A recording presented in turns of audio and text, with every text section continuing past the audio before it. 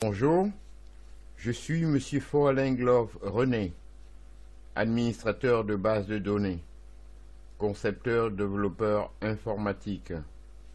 Aujourd'hui, nous allons étudier le fichier de contrôle.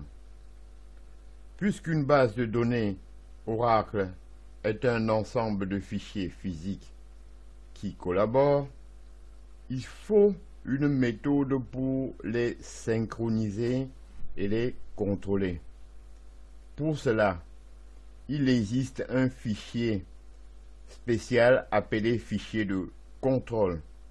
Chaque base possède un tel fichier qui recense des informations sur tous les autres fichiers essentiels de la base.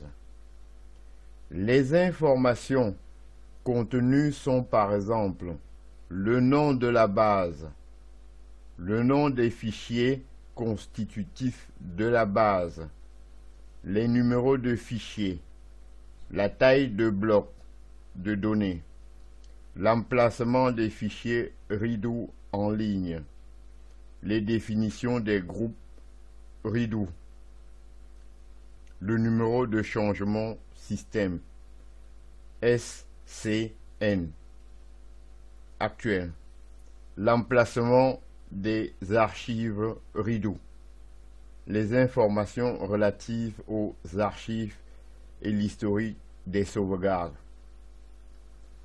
En raison de son importance, s'il vous plaît, Oracle permet de multiplexer ce fichier pour en avoir plusieurs copies, afin de parer à toute corruption ou perte de fichiers.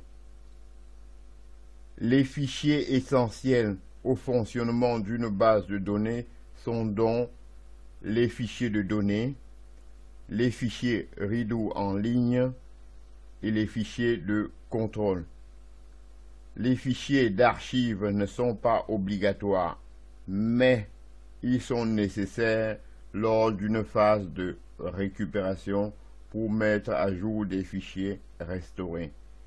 Ainsi, j'en ai terminé avec ce petit topo sur les fichiers de contrôle.